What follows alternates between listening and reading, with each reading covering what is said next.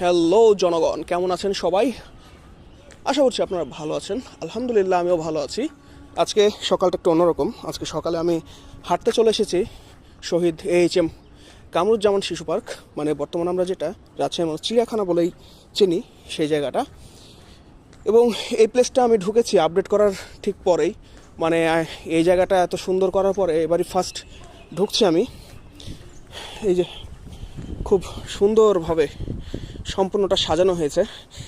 এগুলো যখন আমি লাস্ট এসেছি তখন এগুলো সব মাটির ছিল, এখন টাইলস করা হয়েছে। এই রাস্তাটাও একটু নিচু ছিল, এই রাস্তাটা উঁচু করা হয়েছে।